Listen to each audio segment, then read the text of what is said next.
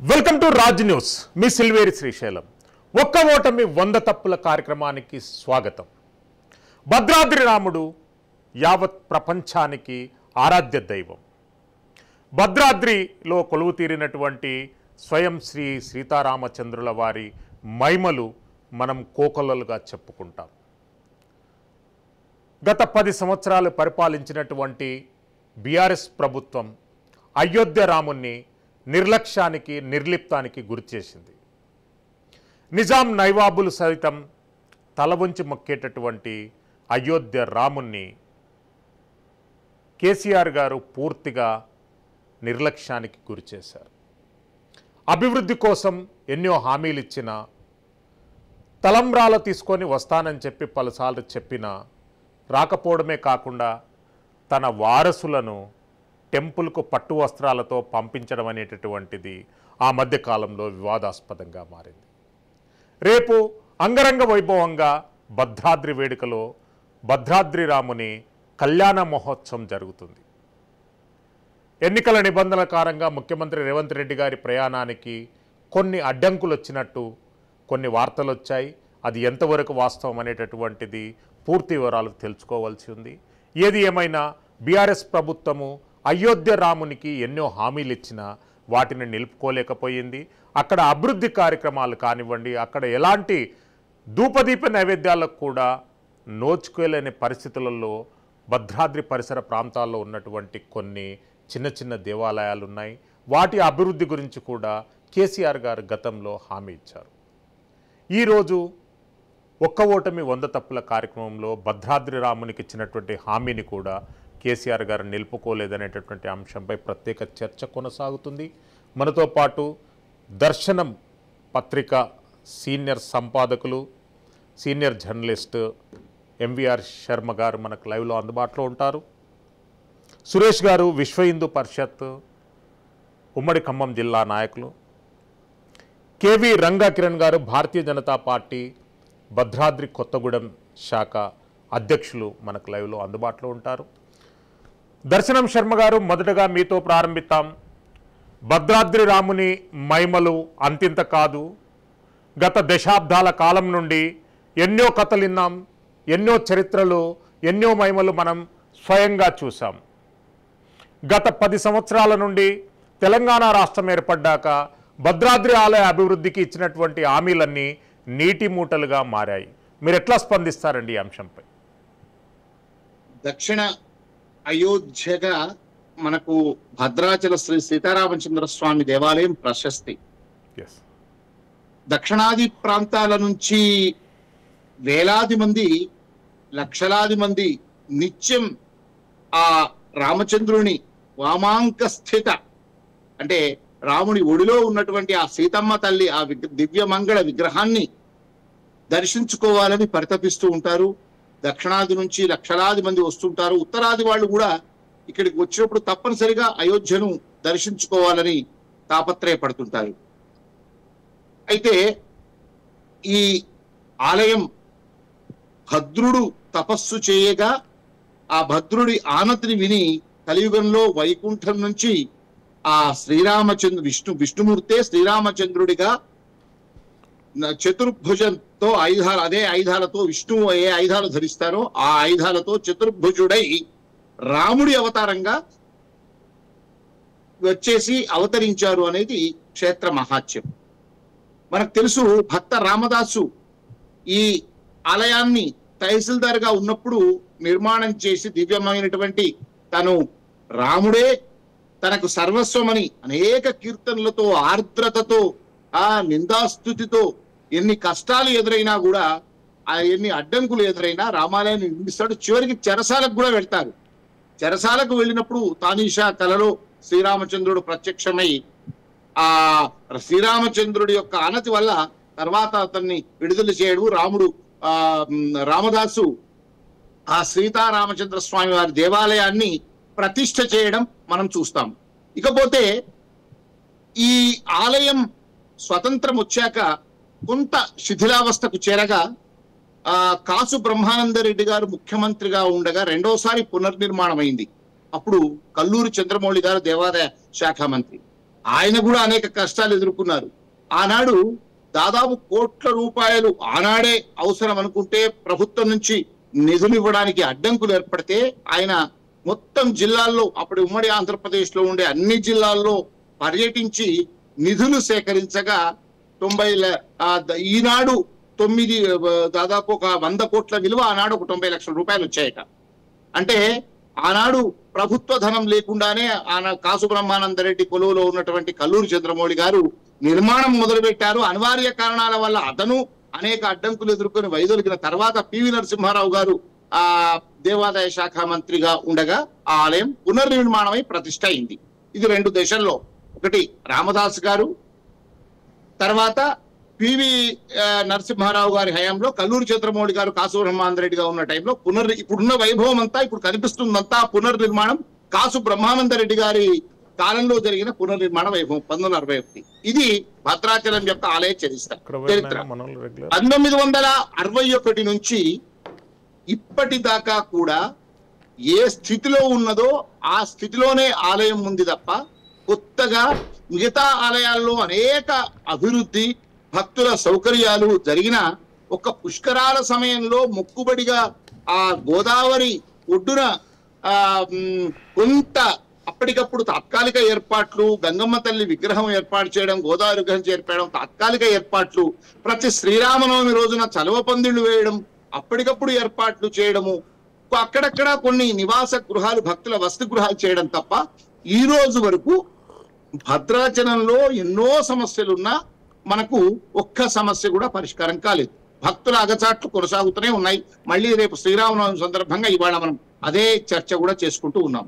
అయితే 10 ఏళ్ల తెలంగాణ ఉద్యమంలో భద్రాచలం, ఖమ్మం జిల్లాలో ఉన్నటువంటి భద్రాచలం కూడా కేంద్ర స్థానం తెలంగాణ ఉద్యమంలో. ఎందుకంటే కేసీఆర్ గారు కరీంనగర్ నుంచి సిద్దిపేటకు వస్తూ అరెస్ట్ అయ్యి ఖమ్మం జైల్లోనే ఉంచారు. అనేక సందర్భాల్లో కూడా భద్రాచలం పర్యటిస్తున్నప్పుడు కేసీఆర్ గారు భద్రాచల ఆలయ వైభవం గురించి, భద్రాచలంలో శ్రీరామచంద్రుని యొక్క వైశిష్ట్యం గురించి, దక్షిణ అయోధ్యగా దీన్ని అనేక మార్లు దీన్ని పునర్వైభవం తీసుకోవాల్సిన అవసరం ఉందని, తెలంగాణ ప్రభుత్వం ఏర్పడ్డాక తీసుకువస్తానని కూడా హామీ ఇచ్చిన సందర్భాలు ఉన్నాయి. ప్రభుత్వం ఏర్పడ్డాక, ఉద్యమ సారథి ముఖ్యమంత్రి అయ్యాక తొలిసారి దర్శించడం తప్ప మళ్ళీ 9 ఏళ్లు దర్శించిన దాఖలాలు లేవు. సరే, కారణాలు ఏవైనా కావచ్చు. మొత్తం మీద మొదటిసారి ఒక 100 కోట్లతో ఆలయానికి పునర్వైభవం తీసుకుని వస్తా అన్నారు. అయితే అదే సందర్భంలో ఒక సంఘటన జరిగింది. తెలంగాణ ఏర్పడ్డాక జూన్ 2 తర్వాత వారం 10 రోజుల లోపలలోనే పార్లమెంటులో ఆ భద్రాచలం చుట్టూ ఉన్నటువంటి 7 మండలాలు ఆంధ్రప్రదేశ్ లో కలవడం వల్ల అసలే సమస్యల్లో, అతలో దైన్యావస్థలో, భక్తులకు అసౌకర్యాలతో ఉన్నటువంటి భద్రాచలం దేవుడు ఇటువైపు, దేవుడి ఆస్తులు అటువైపు, అక్కడ ఉండే భక్తులు, అక్కడ ఉండే నివాసుల ఇళ్ళు ఒకవైపు, వాళ్ళ యొక్క పొలాలు ఇవన్నీ ఒకవైపు, ఇలా గందరగోళ పరిస్థితిలో భద్రాచలం చేరింది. ఆ 7 మండలాలు ఆంధ్రప్రదేశ్ లో చేరిన తర్వాత దాని వైపున ఆ ఉన్న భద్రాచలం ప్రాంతమైనా కానీ, లేదు ఆ 7 మండలాలను కలపడానికి భద్రాచల ఆలయ పరిరక్షణ కమిటీ చేస్తున్న ఉద్యమానికి కానీ ప్రభుత్వం మద్దతు తెలపకుండా ఒక్కరోజు బందేమో చేసింది, ఊరుకున్నారు.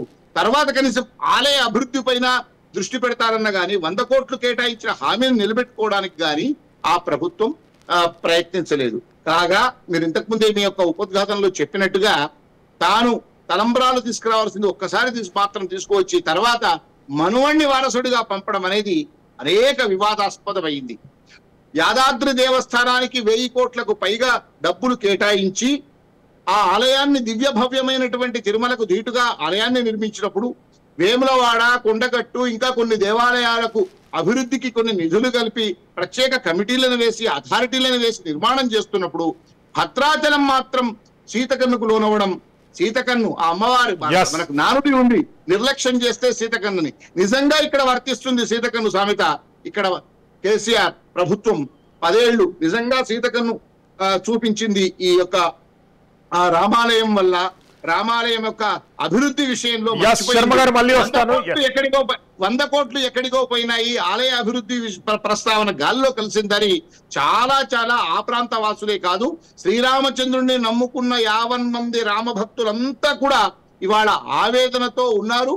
కనీసం ప్రభుత్వం మారింది. ఇప్పుడైనా ఈ ప్రభుత్వమైనా కేంద్ర ప్రభుత్వమైనా కూడా అక్కడ అయోధ్యను ఏ విధంగానైతే ఆయన ఎన్నో 500 ఏళ్ల తర్వాత ఆ ఆలయానికి అయోధ్య రామాలయాన్ని భారత ప్రజలందరూ కన్న కలలు సాకారమై భవ్య దివ్యమైనటువంటి అయోధ్య మందిరం ఏర్పడిన ఈ సందర్భంగానైనా దక్షిణ అయోధ్యగా పెరిగించిన రామాలయం మీద కేంద్ర ప్రభుత్వమైన దృష్టి సారించి అదేవిధంగా కొత్త రాగారు ఉన్నటువంటి రాష్ట్ర ప్రభుత్వమైన దృష్టి సారించి ఈ భవ్యమైనటువంటి ఈ భద్రాచల మందిరానికి పునర్వైభవం తెచ్చి పునర్నిర్మాణం చేసి భక్తులకు సౌకర్యాలు కూర్చి వివాదాస్పదమైనటువంటి కొన్ని గ్రామాలు ఈ భద్రాచల ఆలయానికి సంబంధించిన ఆస్తులను ఒకే చోటికి తెచ్చి ఈ సమస్యను పరిష్కరించడానికి ముందుకు వచ్చి ఆలయ అభివృద్ధికి బాటలు వేయాల్సిన అవసరం భక్తులందరి యొక్క డిమాండ్ ప్రగాఢ విశ్వాసం.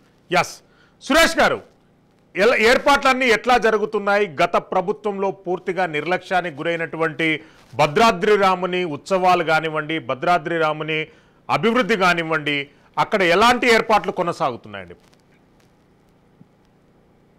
రామో విగ్రహవాన్ ధర్మ, రాముడు ధర్మానికి ప్రతీక అండి. ధర్మానికి ప్రతీక అయినటువంటి శ్రీరామచంద్రమూర్తికి భద్రాచలం దగ్గర వచ్చేసరికి అన్యాయం జరుగుతోంది. శర్మగారు చెప్పినట్లుగానే గత ప్రభుత్వంలో 100 కోట్లు ప్రకటించి చేతకందు వేయటం ఒకటి, తర్వాత అభివృద్ధి శూన్యం, ఎక్కడి సమస్యలు ఎక్కడే ఉన్నాయి భద్రాచల పుణ్యక్షేత్రంలో. కనీసం ఇప్పుడు ప్రభుత్వమైన దీని మీద దృష్టి సారిస్తుందని చెప్పి అనుకుంటున్నాం, కానీ యథావిధిగా నడుస్తున్నాయి కార్యక్రమాలు. కాబట్టి దీని మీద దృష్టి సారించి ఇప్పుడు ప్రభుత్వం అయినా సరే సమయం కూడా లేదు, రేపే కళ్యాణం. కనీసం రాష్ట్ర ప్రభుత్వం ఏవైతే వాగ్దానాలు చేసిందో వాటిని ఈ ప్రభుత్వమైనా తీర్చాలని చెప్పేసి విశ్వ హిందూ పరిషత్ తరఫున మేము కోరుకుంటున్నామండి. సురేష్ గారు, అంటే పోలవరం ప్రాజెక్టు నిర్మిస్తున్నారు. పోలవరం ప్రాజెక్టు పరిసర ప్రాంతాలలో ముంపుకు గురయ్యే ప్రాంతాలలో భద్రాద్రి రాముని ఆలయం కూడా ఉండే అవకాశాలుంది, కానీ ప్రభుత్వం ముందుకు వెల్లడించడం లేదు అనేటటువంటి కొన్ని అపోహలు రాజ్యమేలుతున్నాయి. ఎట్లా స్పందిస్తారండి దీనిపై? ఆ విషయం వినపడుతోందండి, ఇంకా ప్రారంభించారో లేదో కూడా మాకు అర్థం కావట్లేదు. దక్షిణ అయోధ్యగా పేరుగాంచినటువంటి భద్రాచల పుణ్యక్షేత్రానికి ఎటువంటి హాని జరిగినా కూడా విశ్వ హిందూ పరిషత్ మాత్రం చూస్తూ ఊరుకోదండి. కాలరాముడు వెలిసేటువంటి రామజన్మభూమిలో శ్రీరామచంద్రమూర్తి 5 సంవత్సరాలు బాలకుడుగా కొలువుదీరి ఉన్నాడు. అలాగే ఈ భద్రాచల పుణ్యక్షేత్రంలో కళ్యాణరాముడిగా పేరుగాంచాడు. ఇలాంటి పుణ్యక్షేత్రానికి ఎలాంటి విపత్తు కలిగినా సరే, ఎలాంటి మైనస్ పాయింట్ కలిగినా సరే మేము చూస్తూ ఊరుకోమండి. పోలవరం ఏమైనా కట్టాలి అనుకుంటే భద్రాచల పుణ్యక్షేత్రానికి ఎటువంటి ఆటంకాలు లేకుండా కట్టడమే మాకు కావాల్సింది. దీని మీద దృష్టి సారించాలని చెప్పేసి మేము ప్రభుత్వాన్ని కోరుకున్నాం. ఇప్పటి వరకైతే మరి పోలవరం కడుతుందా ఉంటున్నారు, ఇంకా దాని ఊసేమి మాకు కనిపించట్లేదు. అది తెలిసిన తర్వాత మేము స్పందిస్తామండి.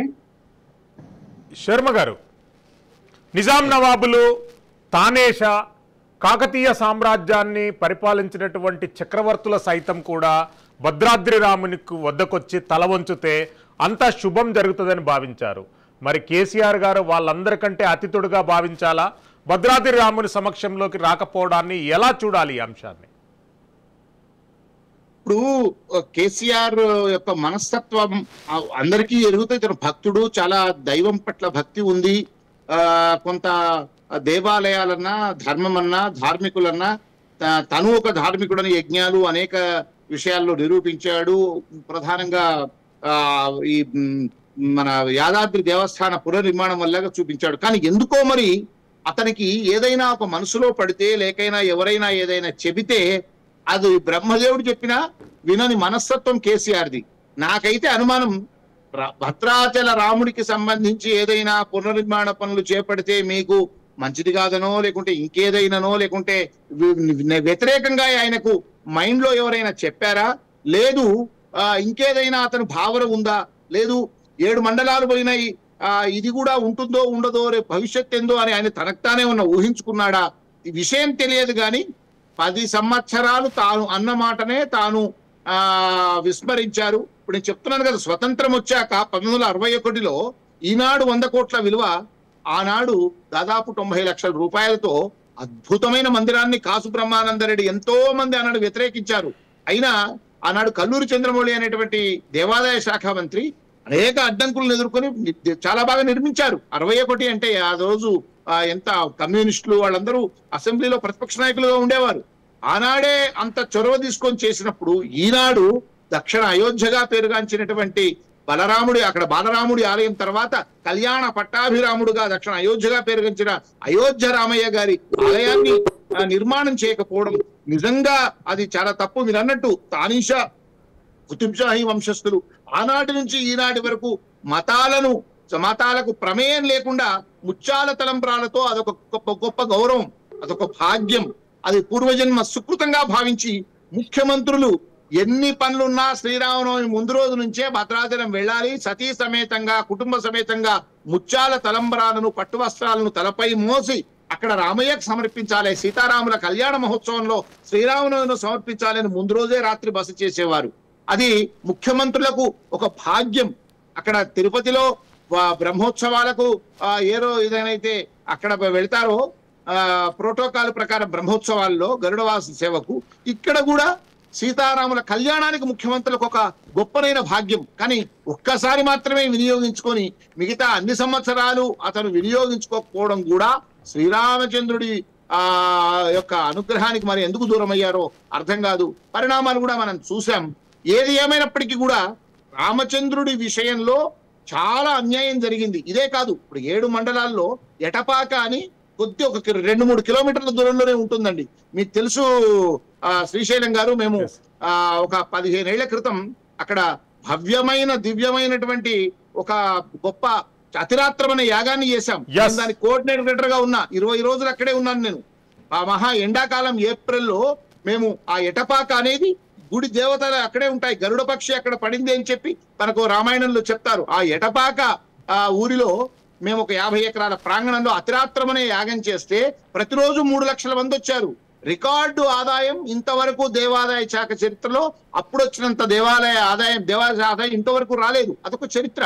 అలా అద్భుతమైన పరిసరాలు ప్రాంగణాలు ఉన్నది మొత్తం ఒక ఆలయాన్ని మిగిల్చి అనాలోచితంగా మిగతా అన్ని కూడా వేరే రాష్ట్రానికి కలపడంతో అటు కేంద్ర ప్రభుత్వం వల్ల అన్యాయం జరిగింది, అటు తర్వాత రాష్ట్ర ప్రభుత్వం అదే పరంపరగా ఆలయం యొక్క అభివృద్ధి కేవలం మాటలకే 100 కోట్ల మాటలకే పరిమితమై ఇప్పుడుంది.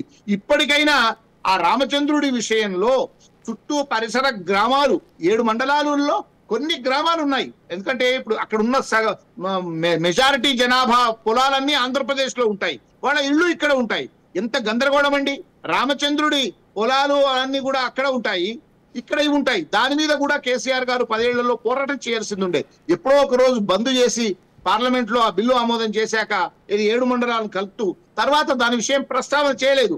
లోకల్ వాళ్ళందరూ కూడా చేసిన ఆ ఆందోళన అరణ్యరోధనగా మారింది. ఇప్పుడు చాలా గందరగోళమైన పరిస్థితులు ఉన్నాయి. ఇప్పటికైనా కేంద్ర ప్రభుత్వం అయోధ్యలో రాముడి విషయంలో ఎంత శ్రద్ధ చూపిందో దక్షిణాదిన ఈ భద్రాచలం విషయంలో కూడా అదే శ్రద్ధ చూపి కనీసం దేవుడి ఆస్తులనైనా దేవాలయంలో కలిపేటట్టుగా ఒక చట్ట సవరణ తేవాల్సిన అవసరం ఉంది పార్లమెంట్ లో. అందుకు రాష్ట్ర ప్రభుత్వం రేవంత్ రెడ్డి ప్రభుత్వం కూడా గత ప్రభుత్వం చేసిన నిర్లక్ష్యాన్ని గమనించైనా వీరు ఒక అవకాశంగా భావించి ఇప్పుడు ఆయనకు ఎన్నికల కోడ్ వల్ల పట్టు వస్త్రాలు తలంబ్రాలు తీసుకువెళ్లే ఛాన్స్ ఉందా లేదా రేపు తెలుస్తుంది. ఉదయం ఎన్నికల కమిషన్ యొక్క మేరకు ప్రత్యక్ష ప్రసారం కూడా ఆపేస్తున్నారట. ఇదేం దౌర్భాగ్యమో నాకు తెలియదు. గతంలో ఎన్నికలు కరోనాలో ఉన్న ఎన్నికలు జరిగినా కూడా ఏనాడు గుళ్ళల్లో జరిగేటువంటి ఈ మత సంబంధమైన కార్యక్రమాలను ఎక్కడా ఆపుకోలేదు ప్రత్యక్ష ప్రసారాలు. ఈసారి దూరదర్శన్ ప్రత్యక్ష ప్రసారం కూడా ఆపారని మనం వార్తలు వింటున్నాం. ఇది ఎన్నికల కమిషన్ కూడా ఇలాంటి పిచ్చి అవగాహనలో నిర్ణయాలు తీసుకోకుండా భక్తుల నమ్మకాలకు ఎన్నికల ప్రవర్తన నియమావళికి సంబంధం లేదు కనుక భక్తుల విశ్వాసాలను దృష్టిలో పెట్టుకొని కార్యక్రమాన్ని ప్రత్యక్ష ప్రసారం చేయాలి. ముఖ్యమంత్రి వెళ్లకున్నా భవిష్యత్తు ఈ భద్రాచల యొక్క ఆలయ పునర్నిర్మాణం పునర్వైభవం భక్తుల సౌకర్యాలు భక్తుల ఈ భద్రాచల ఆస్తులు వేరే రాష్ట్రంలో పరువు రాష్ట్రంలో కలిసిన వాటిని మళ్ళీ తిరిగి రప్పించడానికి ఒక ధార్మికోద్యమం ముఖ్యమంత్రి చొరవ తీసుకొని ప్రధానమంత్రితో స్వయంగా మాట్లాడి ఈ సమస్యను పరిష్కరించాల్సినటువంటి అవసరం ఎంతైనా ఉన్నది. సురేష్ గారు స్పందించండి ప్లీజ్. ఇంకొక విషయం అండి, భక్త రామదాసు వారు ఏ లక్ష్యంతోనైతే ఈ ఆలయ నిర్మాణం చేశారో ఆ లక్ష్యం ఇప్పుడు నెరవేరట్లేదు. రామదాసు గారి యొక్క లక్ష్యం ఏంటంటే కళ్యాణ మహోత్సవం 6 బయట జరగాలి అని చెప్పేసి మిల్లా స్టేడియంలో ఇప్పుడు జరుగుతోంది. వాళ్ళ లక్ష్యం ప్రకారం జరుగుతోంది. కానీ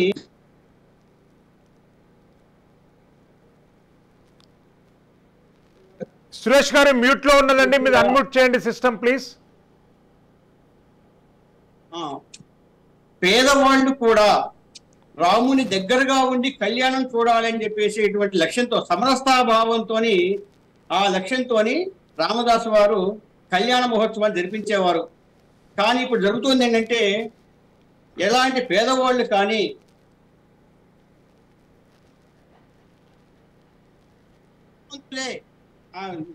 టికెట్లు ఎక్కువగా పెట్టుకుని లడ్డూ రేట్లు పెంచి టికెట్ల రేట్లు పెంచి ధనికులకు మాత్రమే రాముడు సొంతమయ్యే విధంగా చేస్తున్నారు. కానీ రామదాసు వారి యొక్క లక్ష్యం అది కాదు. 6 బయట కళ్యాణం లక్ష్యం ఏంటంటే పేదవాళ్ళు సైతం స్వామివారి యొక్క కళ్యాణం దగ్గరగా ఉండి చూడటమే లక్ష్యం. ఇంకోటి ఏంటంటే శర్మ గారు చెప్పినట్లుగా రాముడి యొక్క భూములన్నీ కూడా ఆంధ్రలో ఉన్నాయి. రాముడి యొక్క క్షేత్రం మాత్రం వచ్చేసి తెలంగాణలో ఉంది. రెండు కూడా ప్రభుత్వాలు ఈ విషయంలో పట్టించుకోవట్లేదు, ఫెయిల్యూర్ అయిపోయాయి. దీనివల్ల రాముడికి చాలా నష్టం జరుగుతోంది. రాముడి యొక్క భూములు మొత్తం కూడా అన్యాక్రాంతం అయిపోయాయి. వాటిని మళ్ళీ తిరిగి రెండు ప్రభుత్వాలు ఒక చోట కూర్చొని మళ్ళీ రాముడి యొక్క భూములు మొత్తం కూడా రాముడికి వచ్చేట్టుగా చేయాలని చెప్పేసి మేము డిమాండ్ చేస్తున్నాం. మేము చాలా ఉద్యమాలు చేశాము, హైకోర్టు కూడా స్పందించింది. మళ్ళీ రాముడి యొక్క భూములు రాముడికి ఇవ్వాలని చెప్పి చెప్పడం జరిగింది. అయినా కూడా ఈ రాజకీయ నాయకులు వాళ్ళ యొక్క రాజకీయ స్వార్థములతోని దీన్ని పట్టించుకోకుండా మళ్ళీ యథావిధిగా అక్కడ అన్యాక్రాంతంలోనే ఉండిపోయాయి. దీని గురించి ప్రభుత్వాలు స్పందించాలని చెప్పేసి రెండు ప్రభుత్వాలకు కూర్చొని స్పందించాలని చెప్పేసి మేము డిమాండ్ చేస్తున్నాం. యాదాద్రి అంటే అంత భక్తి, భద్రాద్రి అంటే అంత నిర్లక్ష్యానికి కావలసినటువంటి సైద్ధాంతిక అంశాలు ఏమైనా ఉన్నాయంటారా కేసీఆర్ గారి పరిగణలో? నన్నే అడుగుతున్నారు కదా శర్మ గారు, మిమ్మల్ని ప్లీజ్. ఇప్పుడు ఏదైనా కూడా ముఖ్యమంత్రులు రెండు స్వార్థం పరమార్థం రెండు చూస్తారండి. స్వామి కార్యం స్వకార్యం ఇవి రెండు చూస్తారు. హైదరాబాద్ కు దగ్గరగా ఉంది యాదాద్రి, విమానాశ్రయం నుంచి గంటన్నరలో చేరుకోవచ్చు. అదేవిధంగా పౌరాణిక కాలం నుంచి నాటి కాలం నుంచి కూడా ఈ మన యాదగిరి గుట్ట, యాదాద్రిని యాదగిరి గుట్టగా మార్చారు. అసలు అందరం మనం తెలంగాణ వాళ్ళము యాదగిరి గుట్ట అని అనుకుంటాము, అట్లంటేనే భక్తి మనలో ఉంటుంది. అలాంటి యాదగిరి గుట్ట పైన సిటీకి దగ్గరగా ఉండడం, రియల్ ఎస్టేట్ అంతా వ్యాపించి ఉండడం, ఇది గ్రేటర్ మన హెచ్ఎండిఏ పరిధిలోకి తీసుకొచ్చే సమీపంలో ఉండడం. ఒకవేళ ఈ దగ్గరలో ఉన్న ఆలయాన్ని గనక పునర్నిర్మాణం చేస్తే ఒకటి ఆ ఆలయ అభివృద్ధి వల్ల తనకు కీర్తి వస్తుంది, పుణ్యం వస్తుంది.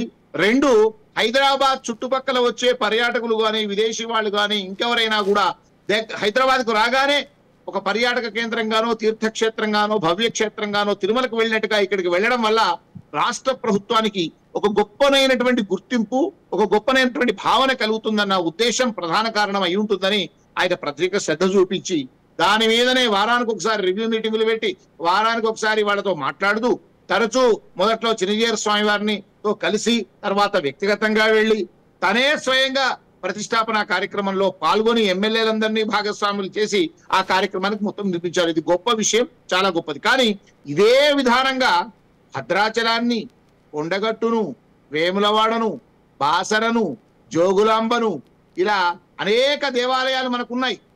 కాళేశ్వరం ఆలయాన్ని, కాళేశ్వరం అంత పెద్ద ప్రాజెక్టు నిర్మాణం చేసిన కాళేశ్వరం ఆలయం అనుకున్నంత అభివృద్ధి జరగలేదు. ఇలా చాలా ఆలయాలను కూడా ఆయన శ్రద్ధ చూపలేదు.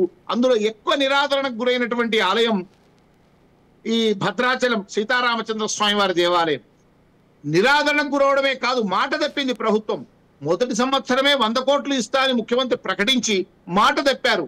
రామునికి మాట తప్పితే ఎలా ఉంటుంది శ్రీశైలం గారు? పెద్ద పెద్ద చక్రవర్తులు, రాజులు, ముఖ్యమంత్రులు ఎదుర్కొన్నారు.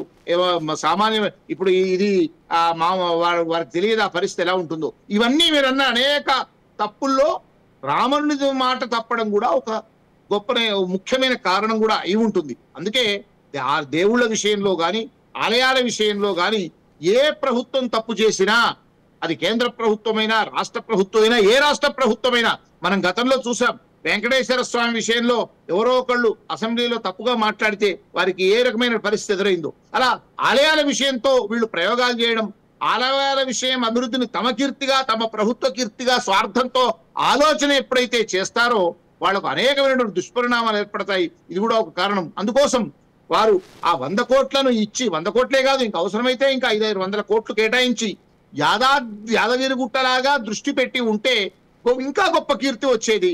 నెక్స్ట్ ఏదైతే ఆలయ ఆస్తులు పొరుగు రాష్ట్రంలో కలిశాయో వాటి కోసం కూడా పోరాటం చేయాల్సింది ఉండే మిగతా ప్రతిపక్షాలందరినీ కూడా దాంట్లో పొరుగు రాష్ట్రంలో ఉండే ముఖ్యమంత్రిని కూడా తనకు సాన్నిహిత్యం, ఆయనను కూడా దాన్ని ఆ విషయంలో అతని విశ్వాసాన్ని కూడా చూరగొని అతన్ని కూడా సహాయం తీసుకోవాల్సిన అవసరం ఉండే. ఇలా చేయకుండా పూర్తిగా నిర్లక్ష్యం చేయడం వల్ల 8 సంవత్సరాలు 5 దేవాదాయ శాఖ మంత్రి లేదా దేవాదాయ కమిషనరు, అందున 2 సంవత్సరాలు కరోనా కారణం చేత, ఇలా రకరకాల కారణాల చేత రాముడు నిరాదరణకు గురయ్యాడు. రాముడి ఆగ్రహానికి పాత్రమైన ప్రభుత్వం కూడా తొలగిపోయింది. ఇప్పటికైనా ఈ ప్రభుత్వమైనా ఒక ఆలయాన్ని పూర్తిగా అభివృద్ధి చేయడం, మిగతా ఆలయాలను పూర్తిగా నిర్లక్ష్యం చేయడం అనేటువంటి దృష్టిని మానుకోవాలి. నిజంగా కూడా ఆలయాలకు ఇప్పుడు ఉన్నటువంటి కమిషనరు, ఇప్పుడు ఉన్నటువంటి ముఖ్య కార్యదర్శి కూడా చిత్తశుద్ధి ధర్మనిష్ట కలిగిన వారైనా ముఖ్యమంత్రి దృష్టికి తీసుకొచ్చి ఇలాంటి మనకు యుగాల నుంచి కూడా ఆ ఆలయాల కీర్తి, ఆ ఆలయాల యొక్క ప్రశస్తి, ఆలయాల యొక్క క్షేత్ర వైభవం మనకు తెలుసు కనుక ఎలా అభివృద్ధి క్రమం జరిగిందో, ఇప్పుడు ఏ పరిస్థితి ఉందో తెలుసుకొని ప్రభుత్వం ప్రత్యేక చర్యతో, ప్రత్యేక దృష్టితో భద్రాచలంతో మొదలుపెట్టాలి. ఆలయ పునర్నిర్మాణాలు, ఆలయం యొక్క విస్తరణ, భక్తుల సౌకర్యాలు, గోదావరి నదిలో ప్రత్యేక ప్రాజెక్టు, రామదాసు అక్కడ అన్నమయ్య ప్రాజెక్టు ఎక్కడైతే తిరుపతిలో జరిగిందో, అన్నమయ్య తర్వాత మనకు గర్వించదగ్గ వాగ్గేయకారుడు రామదాసు, భక్తరామదాసు మీద ప్రైవేట్ వ్యక్తులు సినిమాలు తీశారు. కానీ ప్రభుత్వం భక్తరామదాసు పేరు మీద ఒక ప్రాజెక్టు ఏర్పాటు చేసి ఆయన సంకీర్తనల విషయంలో గాని, ఆయనకు సంబంధించిన ఆ సాహిత్యాన్ని మీద పరిశోధనలకు అవసరమైన విషయం గాని, టీటీడీ అన్నమయ్య విషయంలో ఏది చేస్తుందో భద్రాచలంలో కూడా చేయాల్సిన అవసరం ఉంది. భద్రాచలం కూడా ఒక ప్రత్యేకమైన ఛానల్ ద్వారా నిత్యం రాముడి తత్వాన్ని, రాముడికి సంబంధించిన విషయాలు ప్రపంచానికి తెలిసేటట్టుగా ఒక భక్తి ఛానల్ కూడా తయారు చేయాల్సిన అవసరం ఉంది. భక్తి పత్రికను కూడా ఏర్పాటు చేయాల్సిన అవసరం ఉంది. మిగతా ఆలయాల్లో జరుగుతున్నాయి. కనకదుర్గ ప్రభ అని కనకదుర్గలో, ఆ శ్రీశైలంలో శ్రీశైల ప్రభ, ఏ ఆలయానికి ఆలయాలు ప్రత్యేకమైనటువంటి ధర్మ ప్రచారం చేయడానికి వేరు మార్గాలను ఎంచుకుంటూ ముందుకు పోతుంటే, భద్రాచలం 61లో జరిగినటువంటి పునర్నిర్మాణం తర్వాత ఎక్కడ వేసిన గొంగడి అక్కడే ఉంది.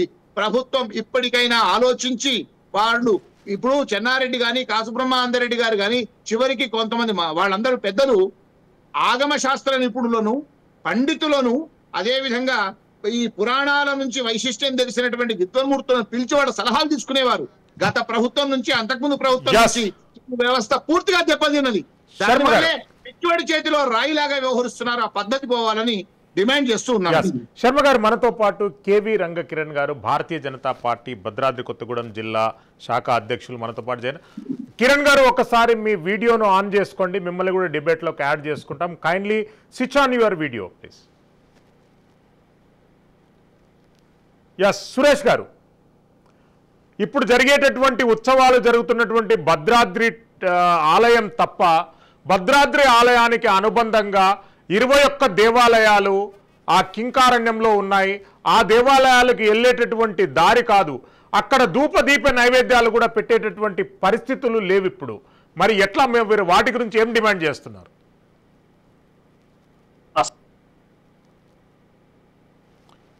సిస్టమ్ మ్యూట్లో ఉన్నదండి, అన్మ్యూట్ చేయండి సురేష్ గారు ప్లీజ్.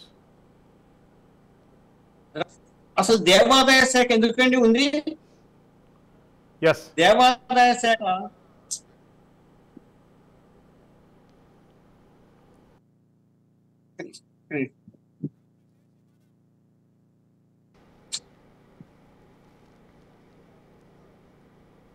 సురేష్ గారు మీ వీడియో ఆఫ్ అయిందండి ప్లీజ్. అవునండి. Yes, continue. అసలు దేవాదాయ శాఖ ఎందుకుందండి? దేవాదాయ శాఖ చేయాల్సినటువంటి పని ఏమిటి? ఇవి మానుకొని లౌకికవాదం పేరుతోని హిందూ ధర్మం మీద జరిగేటువంటి దాడులు చూస్తూ ఊరుకోవడమే కాకుండా ఖజానాలోకి దేవాదాయ శాఖ పరిధిలో ఉన్నటువంటి సొమ్ము మొత్తం కూడా లాక్కొని వెళ్తున్నారు. కనీసం దేవాలయం సరైనటువంటి సదుపాయాలు కూడా కల్పించట్లేదు. వాళ్ళ స్వార్థానికి వాళ్ళు లౌకికవాదం పేరుతోని ఈ దేవాలయాల నుంచి తీసుకునేటువంటి కాజేసేటువంటి సొమ్ము మొత్తం కూడా లౌకికవాదం పేరుతోని అన్యమతస్తులకి, అంటే ఎవరైతే ఈ ధర్మాన్ని నాశనం కొడుతున్నారో, ఎవరైతే దేవాలయాల మీద దాడులు చేస్తున్నారో ఈ సొమ్ము మొత్తం వాళ్ళకి ఇస్తున్నారంటే దీని అర్థం ఏంటంటే దేవాదాయ శాఖ పని అదేనా? మన యొక్క ధర్మం నాశనం కోరుకుంటున్నారా? దేవాలయాలు కాపాడాల్సిన వాళ్ళు దేవాలయాలు పాడు చేసేటువంటి వాళ్ళకి ఈ యొక్క స్వామివారి సొమ్ము ఇవ్వడం ఏంటి?